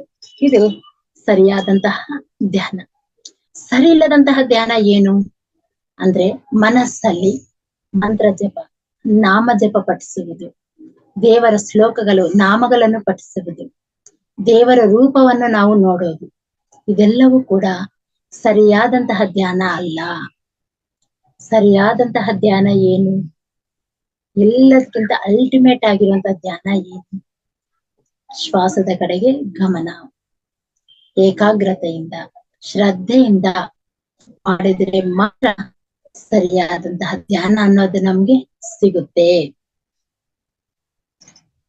ಅದಕ್ಕೆ 2500 ವರ್ಷಗಳ ಹಿಂದೆ ಗೌತಮ ಬುದ್ಧರು ನಮ್ಗೆ ಈ ಒಂದು ಮಾರ್ಗವನ್ನು ನಮ್ಗೆ ತೋರಿಸಿದ್ದಾರೆ. ಸರಿಯಾದಂತಹ ಧ್ಯಾನ ಮಾರ್ಗವನ್ನು ನಮ್ಗೆ ತೋರಿಸಿದ್ದಾರೆ. ಅವರು ಎಷ್ಟೋ ಕಷ್ಟಪಟ್ಟಿದ್ದಾರೆ ಈ ಒಂದು ಮಾರ್ಗವನ್ನು ಕಂಡುಹಿಡಿಬೇಕು, ಈ ಮಾರ್ಗವನ್ನು ನಮ್ಮೆಲ್ಲರಿಗೂ ಪರಿಚಯ ಮಾಡ್ಬೇಕು ಅಂತ ಅಂದ್ರೆ ಅವರು ತುಂಬಾನೇ ಕಷ್ಟಪಟ್ಟಿದ್ದಾರೆ ಮಾಸ್ಟರ್ಸ್. ತುಂಬಾ ಕಷ್ಟಪಟ್ಟು ಅವರು ಈ ಆನಾಪಾನಸತಿ ಧ್ಯಾನ ಅನ್ನೋ ಒಂದು ವಿಷಯವನ್ನ ಅವರು ಕಂಡುಹಿಡಿದಿದ್ದಾರೆ. ಆದ್ರೆ ನಮ್ಗಿದು ತುಂಬಾ ಈಸಿ ಅಲ್ವಾ, ಬಾಳೆಹಣ್ಣು ಸುಳಿದು ನಮ್ ಕೈಯಾಗ ಕೊಟ್ಟಂಗಿದೆ. ಆದ್ರೆ ಇದನ್ನ ಮಾಡೋಕೆ ನಮ್ ಕೈಲಿ ಆಗ್ತಾ ಇಲ್ಲ. ಸರಿಯಾದಂತಹ ಶ್ರದ್ಧೆ ಇಲ್ಲ, ಸರಿಯಾದಂತಹ ಏಕಾಗ್ರತೆ ಇಲ್ಲ ನಮ್ಮಲ್ಲಿ ಅಲ್ವಾ. ಹಾಗಾಗಿ ಇದು ಸರಿಯಾದಂತಹ ಒಂದು ಜ್ಞಾನ. ನಾವು ವಾಕ್ಕ್ಷೇತ್ರ ಅಂತ ಅಂತೀವಲ್ಲ, ಈ ರಮಣ ಮಹರ್ಷಿ, ವಿಕ್ರಮಾದಿತ್ಯ, ಮತ್ತೆ ಸೋಕ್ರಟೀಸ್, ಧರ್ಮರಾಜ್, ಇವರೆಲ್ಲರೂ ಕೂಡ ಸರಿಯಾದಂತಹ ಒಂದು ವಾಕ್ಕ್ಷೇತ್ರದಲ್ಲಿ ಇದ್ರು ಮಾಸ್ಟರ್ಸ್. ಅವ್ರು ಏನ್ ಹೇಳ್ತಾರೋ ಅದೇ ಕರೆಕ್ಟ್ ಆಗಿ ಅವ್ರು ಮಾತಾಡೋರು. ಅವ್ರ ವಾಕ್ಗೆ ಅಷ್ಟೊಂದು ಎನರ್ಜಿ ಇತ್ತು. ನಮ್ಗೂ ಸರಿಯಾದಂತಹ ಮಾತು ಬರ್ಬೇಕು ಅಂತ ಅಂದ್ರೆ ಅದು ಅಷ್ಟು ಈಸಿ ಅಲ್ಲ. ಯಾವಾಗ ನಾವು ಸಜ್ಜನ ಸಾಂಗತ್ಯ ಮಾಡ್ತೀವೋ, ಒಬ್ಬ ಗುರುಗಳ ಒಂದು ಸಾಂಗತ್ಯವನ್ನು ನಾವು ಮಾಡ್ತೀವೋ, ಅಂತವ್ರಿಗೆ ಮಾತ್ರ ಸರಿಯಾದಂತಹ ಮಾತು ಬರೋಕೆ ಚಾನ್ಸ್ ಇರುತ್ತೆ. ಯಾಕಂದ್ರೆ ಅದ್ರಲ್ಲಿ ನಾವೆಲ್ಲ ತಿಳ್ಕೊಂತೀವಿ, ಅವ್ರು ಮಾತಾಡೋ ವಿಧಾನ, ಹೇಗ್ ಮಾತಾಡ್ಬೇಕು, ಇದೆಲ್ಲವೂ ಕೂಡ ನಾವು ಒಂದು ಸರಿಯಾದಂತಹ ಮಾರ್ಗದಲ್ಲಿ ನಡೆದ್ರೆ ಮಾತ್ರ ಅವೆಲ್ಲವೂ ಕೂಡ ಸಾಧ್ಯ ಆಗುತ್ತೆ. ನಾವೆಲ್ಲರೂ ಕೂಡ ಸರಿಯಾದ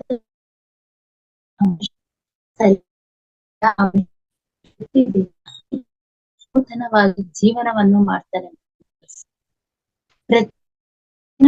ಪ್ರತಿದಿನ ಒಂದು ಡಿಫ್ರೆಂಟ್, ಪ್ರತಿದಿನ ಕೂಡ ಒಂದು ಸೃಷ್ಟಿಯನ್ನು ಅವ್ರು ಮಾಡ್ತಾ ಇರ್ತಾರೆ. ಯಾರು ಅಂದ್ರೆ ಸರಿಯಾದಂತಹ ಒಬ್ಬ ಮನುಷ್ಯ. ಅದೇ ರೀತಿ ಇದು ಗೌತಮ ಬುದ್ಧರ ಒಂದು ಅಷ್ಟಾಂಗ ಮಾರ್ಗ. ಅವರ ಮಾರ್ಗಗಳು ಹೇಗೆ, ಇದರ ಒಂದು ಪರಿವರ್ತನೆ, ಇದರಿಂದ ನಮ್ಮ ಬದಲಾವಣೆ ಹೇಗಿರುತ್ತೆ ಅಂತ ಅಂದ್ರೆ ಅದು ಸಿಂಪಲ್ ಈಸಿ. ಯಾವಾಗ ನಾವ್ ಇವೆಲ್ಲ ಫಾಲೋ ಆಗ್ತೀವೋ ನಮ್ಮಲ್ಲಿ ಒಂದು ಜ್ಞಾನ ಅನ್ನೋದು ಇರುತ್ತೆ, ಇಂಗಿತ ಜ್ಞಾನ, ಸರಿಯಾದ ದೃಕ್ಪಥ ನಮ್ಮಲ್ಲಿ ಬರುತ್ತೆ ಮಾಸ್ಟರ್ಸ್. ಹೇಗೆ ಧ್ಯಾನ ಮಾಡ್ತೀವಿ, ಈಗ ಅದ್ರ ಬಗ್ಗೆ ನಾವು ಪೂರ್ತಿಯಾಗಿ ತಿಳ್ಕೊಂಡ್ವಿ.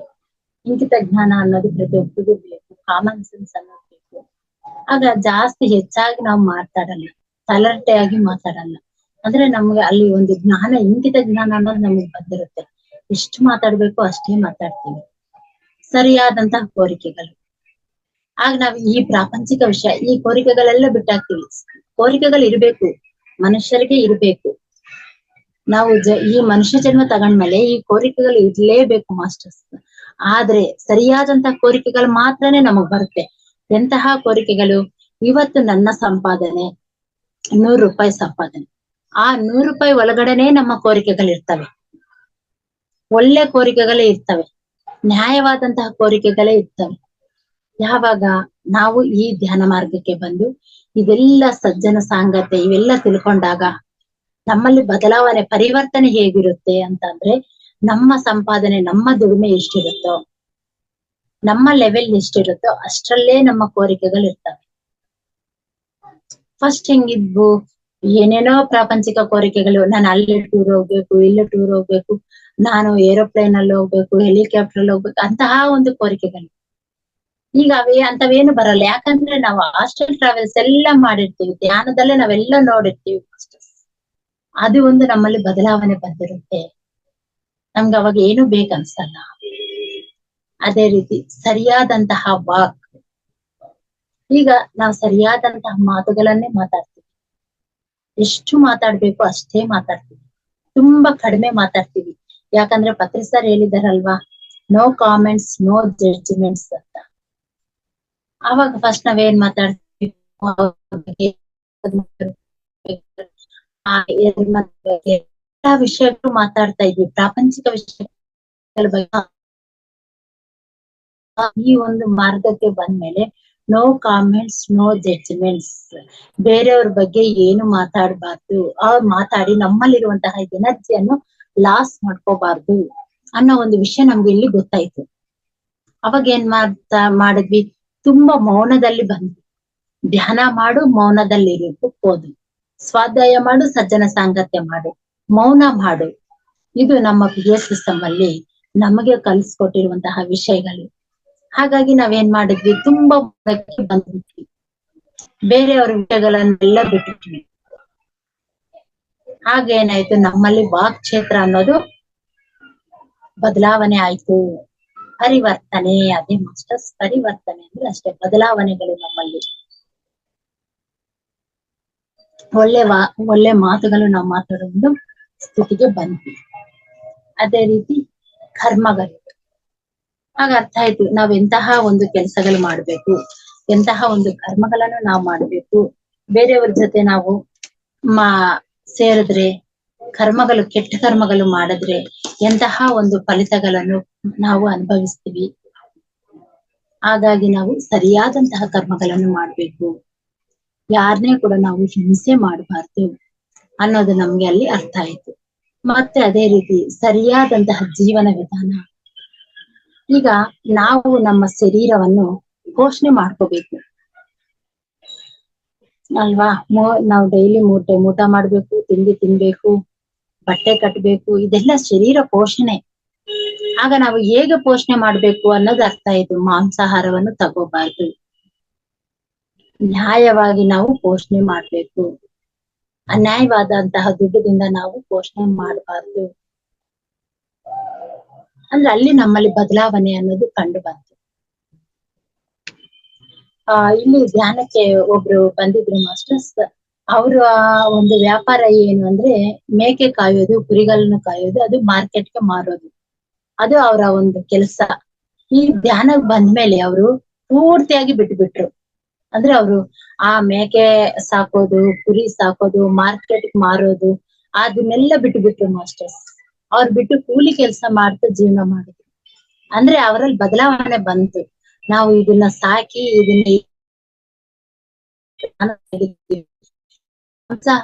ಇದನ್ನ ಪ್ರಾಣಿನ ಹಿಂಸೆ ಮಾಡೋದನ್ನೋದು ತಪ್ಪು, ಪಾಪ ಅನ್ನೋದು ಅವ್ರು ಮಾಡ್ಕೊಂಡ್ರು. ಹಾಗಾಗಿ ಅವ್ರೇನ್ ಮಾಡಿದ್ರು, ಆ ಕೆಲಸವನ್ನೇ ಬಿಟ್ಬಿಟ್ರು. ಅಂದ್ರೆ ಅವರಲ್ಲಿ ಜೀವನ ವಿಧಾನ ಅನ್ನೋದು ಬದಲಾವಣೆ ಆಯ್ತು. ಇದು ಸರಿಯಾದಂತಹ ಜೀವನ ವಿಧಾನ. ಅದರಲ್ಲಿ ಕೂಡ ನಾವು ಬದಲಾವಣೆ ಮಾಡ್ಕೊಂತೀವಿ. ಮತ್ತೆ ಶ್ರದ್ಧೆ, ಸರಿಯಾದಂತಹ ಒಂದು ಶ್ರದ್ಧೆ ಅಂತ ನಾವು ಹೇಳಿದ್ದೀವಿ. ಅಂದ್ರೆ ಶ್ರದ್ಧೆಯಿಂದ ಕೇಳೋದು, ಏನೋ ಕಾಟಾಚಾರಕ್ಕೆ ಹೇಳೋದಲ್ವಾ. ಇಲ್ಲ, ನಿನ್ಗೆ ಇಷ್ಟ ಇಲ್ಲ, ಬರ್ಬೇಡ. ನಿನ್ಗೆ ಇಷ್ಟ ಇದ್ರೆ ಮಾತ್ರ ಕುತ್ಕೊ. ಇಲ್ಲ, ನಾನ್ ಕುತ್ಕೊಂತೀನಿ, ನಾನು ಶ್ರದ್ಧೆಯಿಂದ ಕುತ್ಕೊಂತೀನಿ ಅಂತ ಬಂದು ಇಲ್ಲಿ ಬೇರೆಯವ್ರಿಗೆ ಡಿಸ್ಟರ್ಬ್ ಮಾಡಬಾರ್ದು.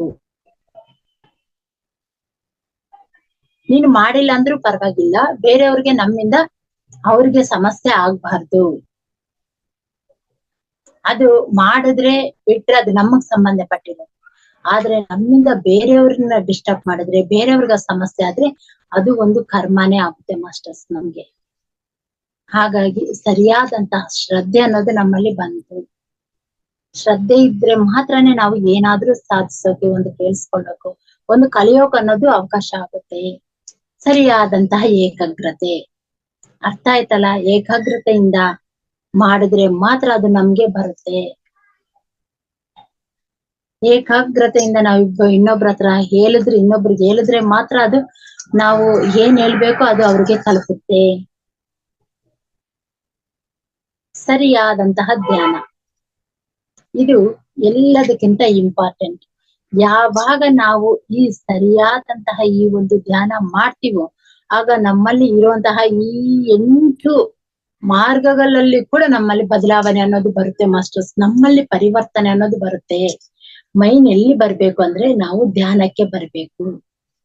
ಯಾವಾಗ ನಾವು ಶ್ರದ್ಧೆಯಿಂದ ಏಕಾಗ್ರತೆಯಿಂದ ಸರಿಯಾದಂತಹ ಒಂದು ಧ್ಯಾನ ಮಾಡಿದ್ರೆ ಆಗ ನಮ್ಮಲ್ಲಿ ತಪ್ಪದೇ ನಮ್ಮಲ್ಲಿ ಒಂದು ಬದಲಾವಣೆ ಅನ್ನೋದು ಬರುತ್ತೆ.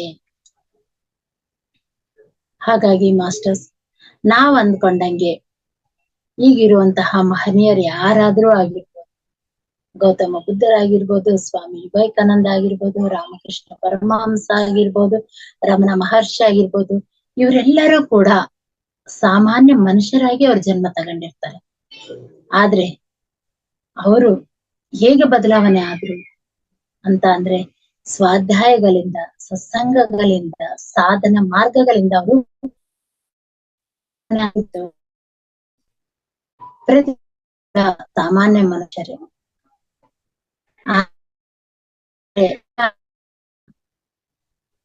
ಮಹನೀಯರು ಅನ್ನೋದು ಆಗ್ತಾರೆ ಮಾಸ್ಟರ್ಸ್. ಹಾಗಾಗಿ ನಾವು ಈ ಗೌತಮ ಬುದ್ಧರ ಒಂದು ಮಾರ್ಗಗಳನ್ನು ಫಾಲೋ ಆಗ್ತಾ, ಈ ಅಷ್ಟಾಂಗ ಮಾರ್ಗಗಳನ್ನು ಆಚರಿಸುತ್ತಾ ನಮ್ಮಲ್ಲಿಯೂ ಕೂಡ ನಾವು ಬದಲಾವಣೆಗಳನ್ನು ಕಂಡುಕೊಳ್ಳಬಹುದು ಮಾಸ್ಟರ್ಸ್. ಇದು ಇವತ್ತಿನ ಒಂದು ಸಬ್ಜೆಕ್ಟ್, ಗೌತಮ ಬುದ್ಧರ ಒಂದು ಮಾರ್ಗ ಮತ್ತು ಪರಿವರ್ತನ. ಇದು ನನಗೆ ಗೊತ್ತಿರುವಂತಹ, ನಾನು ತಿಳ್ಕೊಂಡಿರುವಂತಹ ಈ ಒಂದು ವಿಷಯವನ್ನು ನಿಮ್ಮೆಲ್ಲರ ಹತ್ರ ಕೂಡ ಹಂಚಿಕೊಳ್ಳಕ್ಕೆ ಪ್ರಯತ್ನ ಪಟ್ಟಿದ್ದೀನಿ ಮಾಸ್ಟರ್ಸ್. ನನಗೆ ಈ ಅವಕಾಶ ಕೊಟ್ಟಿರುವಂತಹ ಮಹಾವತಾರ ಫೌಂಡೇಶನ್ ಅವರಿಗೆ ತುಂಬು ಹೃದಯದ ಧನ್ಯವಾದಗಳು. Thank you masters, thank you. Mamata madam, ತುಂಬಾ ಚೆನ್ನಾಗಿ ವಿವರಿಸ್ಕೊಟ್ರಿ. ಧ್ಯಾನ ಆತ್ಮಕ್ಕೆ ಆಧಾರ. ಅಷ್ಟಾಂಗ ಮಾರ್ಗಗಳಲ್ಲಿ ನಾವು ಚೆನ್ನಾಗಿ ಅನುಸರಿಸಿದ್ರೆ ನಾವು ಬುದ್ಧರಾಗ್ಬೋದು ಅಂತ ತುಂಬಾ ವಿವರವಾಗಿ ಇದ್ ಮಾಡ್ಕೊಟ್ರಿ. ಅಷ್ಟಾಂಗ ಕಾಮನ್ ಸೆನ್ಸು, ಸಮಯ ತಕ್ಕಾಗಿ ಕೆಲಸ ಮಾಡೋದು, ಸರಿಯಾದ ಕೋರಿಕೆಗಳು, ಮತ್ತೆ ಮಾತೆ ಮಾಣಿಕ್ಯ, ಪ್ರೀತಿ, ವಿಶ್ವಾಸ, ವಾತ್ಸಲ್ಯದಿಂದ ಮಾತಾಡಿದ್ರೆ ವಾಕ್ ವಿಧಾನ ಅಂತ ಹೇಳಿದ್ರಿ ನೀವು. ಸರಿಯಾದ ಜೀವನ, ಮತ್ತೆ ಇವೆಲ್ಲವನ್ನು ನಾವು ಏಕಾಗ್ರತೆ, ಸರಿಯಾದ ಧ್ಯಾನ ಎಲ್ಲವನ್ನು ನಾವು ಅಳವಡಿಸಿಕೊಂಡ್ರೆ ನಾವು ಬುದ್ಧರಾಗಬಹುದು, ನಮ್ಮ ಜೀವನದಲ್ಲೂ ಪರಿವರ್ತನೆ ಆಗ್ಬೋದು ಅಂತ ತುಂಬಾ ಚೆನ್ನಾಗಿ ವಿವರಿಸ್ಕೊಟ್ರು. ತುಂಬು ಹೃದಯದ ಧನ್ಯವಾದಗಳು madam. Thank you madam, thank you. ಈಗ ಸ್ವಲ್ಪ ಹೊತ್ತು ಇದು ಕ್ವಶನ್ ಆನ್ಸರ್, ಪ್ರಶ್ನೋತ್ತರ ಇರ್ತದೆ ಮೇಡಮ್. ಯಾರಾದ್ರೂ ಹ್ಯಾಂಡ್ ರೈಸ್ ಮಾಡಿದ್ರೆ, ಯಾರಾದ್ರೂ ಏನಾದ್ರು ಕೇಳೋದಿದ್ರೆ ಹ್ಯಾಂಡ್ ರೈಸ್ ಮಾಡಿ ಸ್ನೇಹಿತರೆ. ನಮಸ್ತೆ ಮೇಡಮ್. ನಮಸ್ತೆ, ಹೇಳಿ. ಮೇಡಮ್, ಪ್ರಶ್ನೆ ಏನಿಲ್ಲ. ಕ್ಲಾಸ್ ತುಂಬಾ ಚೆನ್ನಾಗಿತ್ತು. ಬುದ್ಧಿನ ವಿಷಯ ಎಲ್ಲ ತುಂಬಾ ಚೆನ್ನಾಗಿ ತಿಳಿಸ್ಕೊಟ್ಟಿದ್ದೀರಾ. ಧ್ಯಾನದ ಬಗ್ಗೆ ಹೇಗ್ ಮಾಡ್ಬೇಕು, ಚೆನ್ನಾಗಿ ಮಾಡ್ಕೊಂಡು ಹೇಳ್ಕೊಟ್ಟಿದ್ದೀರಾ. ತುಂಬಾ ಚೆನ್ನಾಗಿತ್ತು. ಧನ್ಯವಾದಗಳು madam. Thank you madam, thank you. ಧನ್ಯವಾದಗಳು ಮೇಡಮ್. ಮತ್ತೆ ಯಾರಾದ್ರೂ ಇದ್ದೀರಾ?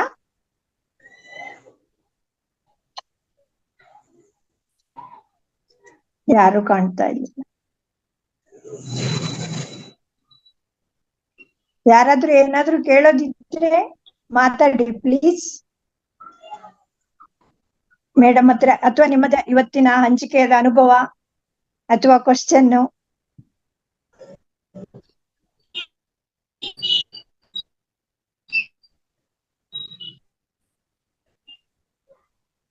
ಮೇಡಮ್ ಯಾರು ಕೈ ಎತ್ತುತ್ತಾ ಇಲ್ಲ, ಏನು ಇದ್ ಮಾಡ್ತಿಲ್ಲ.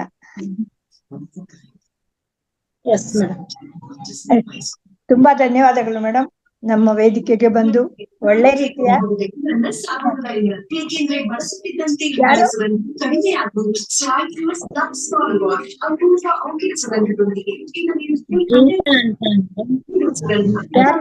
ಮೇಡಮ್, ನಾನು ಗೀತಾ ಅಂತ.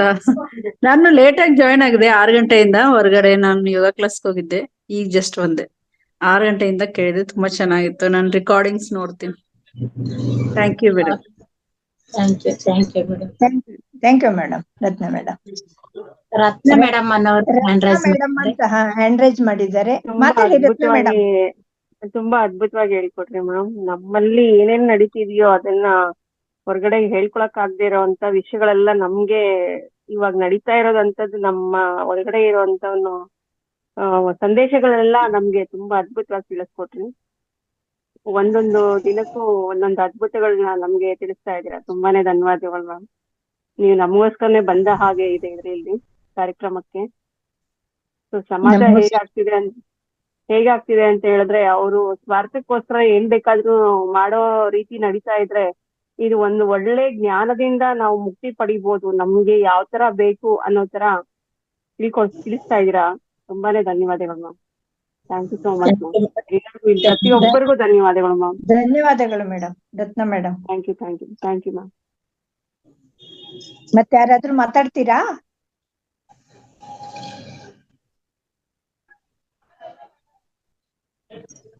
ವಿಜಯ ಭಟ್ ಮೇಡಮ್. ಹೇಳಿ ಮೇಡಮ್. ನಮಸ್ತೆ. ನೀವು ಕಾರ್ಯಕ್ರಮ ತುಂಬಾ ಚೆನ್ನಾಗಿ ನಡ್ಸ್ಕೊಡ್ತಾ ಇದ್ದೀರಾ. ಥ್ಯಾಂಕ್ ಯು ತುಂಬಾ ಮೇಡಮ್. ಚೆನ್ನಾಗಿದೆ, ಮುಂದುವರಿಲಿ. Thank you madam. ನಮಸ್ತೆ. ಇಲ್ಲ, ಇವ್ರು ಸ್ವಲ್ಪ ಇವರಿಗೆ ಅನಿತಾಗೆ ಅನಾನುಕೂಲ ಇದ್ದಿದ್ರಿಂದ ನಾನು ನಡೆಸ್ತಾ ಇದ್ದೀನಿ ಅಷ್ಟೇ. ಇಲ್ಲ, ನೀವು ಚೆನ್ನಾಗಿ ನಡೆಸ್ತೀರ, ಮುಂದುವರಿಸಿ. ಆಗಿದೆ. Okay, thank you. ಚೆನ್ನಾಗಿದೆ, ಖುಷಿ ಆಯ್ತು. ಧನ್ಯವಾದಗಳು. Okay, madam. Yes madam. Class ಮುಗಿಸೋಣ ಅಂತ ಯಾರು ಕೇಳ್ತಾ ಇಲ್ವಾ ಅನಿಸುತ್ತೆ. ತುಂಬಾ ಧನ್ಯವಾದಗಳು madam. Thank you madam. Thank you. ಸ್ನೇಹಿತರೆ, ಇಲ್ಲಿವರೆಗೂ ಒಳ್ಳೆ ಮಾರ್ಗಗಳನ್ನು ತೋರಿಸಿದ್ದಾರೆ. ನಾವು ಜೀವನದಲ್ಲಿ ಅಳವಡಿಸ್ಕೊಳ್ಳೋಣ. ನಾವು ಅವರಾಗೆ ಮುಂದೋಗಿ ನಾವು ಒಂದು ದಿವಸ ಅವರಾಗೆ ಸ್ಪೀಚ್ ಕೊಡಂಗ್ ಆಗೋಣ ಅಂತ ಆಶಿಸ್ತಾ ಎಲ್ಲರಿಗೂ ಧನ್ಯವಾದಗಳು. ನಾಳೆ ಮತ್ತೆ ಭೇಟಿ ಆಗೋಣ. Thank you madam. Thank you.